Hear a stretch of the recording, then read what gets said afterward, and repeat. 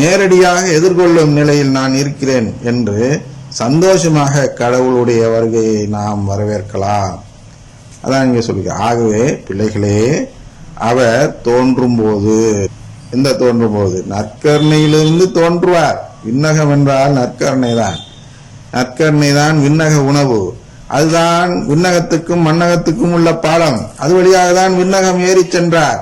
எனவே அது வழியாக தான் இறங்கி வருவார். அதான் தோன்றும் பொழுது, அவர் தோன்றும் பொழுதுதான் இதான் நற்கருணையிலிருந்து தோன்றும் போது நாம் உறுதியான நம்பிக்கை கொண்டிருக்கிறோம். அதனால் நற்கருணை நம்புறவர்களுக்கு உடனே, நம்பாதவர்களுக்கும் தெரிந்துவிடும். என்ன தெரிந்துவிடும்? ஆஹா, இவ்வளவு நாள் இயேசு நற்கருணையில இருந்திருக்கிறாரு, வீணா போயிட்டோமே, இந்த பெந்தகோஸ்காரங்களாம் நம்மளை தப்பான ஒரு வழிக்கு அழைச்சிட்டு போயிட்டாங்களே, எங்க மேகத்துல மேல ஏறி போனார்னு பார்த்தோமே, விண்ணகத்துக்கு ஏதுங்க மேகம். அதனால் அந்த தோன்றும் போது என்பது நற்கருணையிலிருந்து தோன்றுவது. மேலே ஆகாயத்தின் மூலமாலாம் அவர் போக முடியாது. மேலே அப்படியே போனான்னா அது அதுவும் அந்த மறை உண்மை மறைத்த வசனம்தான். நற்கருணை புசித்தார், மறைந்தார். எம்மாவுசியர் பாருங்கள், ஒவ்வொரு அந்த உயிர் தெழுந்து வந்த பிறகு உள்ள ஒவ்வொரு தோற்றத்தின் பொழுதும் அவர் புசித்ததும் மறைகிறார் என்றால், அது அந்த பிட்டு கொடுக்கும் பொழுது அந்த அப்பமாக மறைகிறார். இதை 40ஆவது நாள் அவர்கள் எழுதும்போது என்ன செய்கிறார்கள் என்றால், அதைதான் விண்ணகத்துக்கு எழுந்தள்ளி செல்கிறார் என்ற வார்த்தை நம்ப தொடங்குகிறார்கள். ஒவ்வொரு முறை அவர் அப்பத்தில் மறையும் பொழுதும் விண்ணகத்துக்கு சென்றார். முதல் நாள், மறுநாள் வருவார். அதான் அது. ஆனால் இன்று அந்த 40ஆவது நாள் விண்ணகம் எழுந்து சென்றார் என்றால், அந்த 40 நாள் வரை அவரே திருப்பலி கொடுத்தார், அவரே திருப்பலி நிறைவேற்றி அவரே மறைந்தார். அந்த 40 நாளுக்கு பிறகு 50ஆவது நாள் பெந்தகோஸ்து நாள் என்று சொல்கிறோம் அல்லவா, அந்த 50ஆவது நாள் அந்த சீடர்கள் திருப்பலி வைக்கிறார்கள், முதல் திருப்பலி.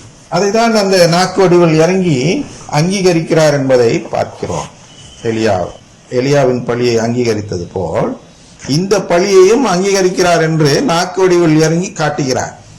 இதுதான் பெந்தகோஸ்காரர்கள் அவர்கள் அந்த அடையாளமாக அதை நினைக்கிறார்கள். அது அடையாள செயல் அல்ல. அதாவது அருங்குடை அடையாளங்கள் கொடுக்கக்கூடிய அந்த வல்ல செயல்களுக்கான அடையாளங்கள் அல்ல. வல்ல செயலின் காரணத்தினால் அவர் நாக்கு வடிவத்தில் இறங்கவில்லை.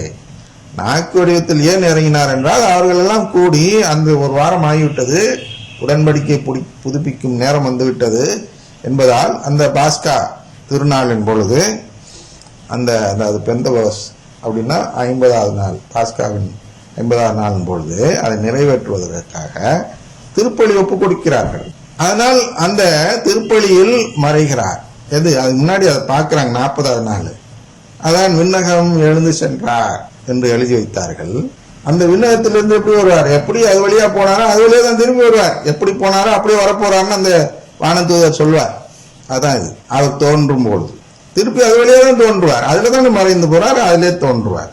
ஆனால் அவர் தோன்றும் போது அப்ப யாருக்கெல்லாம் அந்த இது இருக்கும், அந்த சந்தோஷம் இருக்கும் என்றால், யாரெல்லாம் இந்த அருங்குடை இயக்கத்தை நம்பாமல், பெந்தகோஸ்து சபைகளை நம்பாமல், வேறு நம்பிக்கைகளை நம்பாமல் இந்த நற்கருணை மட்டும் நம்பி வாழ்ந்தார்களோ அவர்களுக்கு தான் பெரிய சந்தோஷம் இருக்கும். இவ்வளவு நாள் என்னுடைய நம்பிக்கை நான் உறுதியாக இருந்து அருங்குடை இயக்கத்தில் சேராதவனாக இருந்து வாழ்ந்து இருந்த பொழுது என்னுடைய நம்பிக்கை வீணாகவில்லை, இதோ நற்கருணையிலிருந்தே வந்து விட்டார் என்று நமக்கு ஒரு மகிழ்ச்சி வரும். அதுதான் நீங்க சொல்கிறார். அவர் தோன்றும் போது நாம் உறுதியான நம்பிக்கை கொண்டிருக்கவும், அவருடைய வருகையின் போது வெட்கி விலகாதிருக்கவும் அவரோடு இணைந்து வாழுங்கள்னா, அவரோடு இணைந்து வாழ்வதற்கான அந்த திருப்பலியில் பங்கெடுத்து தினமும் அவரோடு ஒரு வாழ்வு, இணைந்த வாழ்வு வாழ்ந்து கொண்டிருங்கள் என்று யோவான் அவருடைய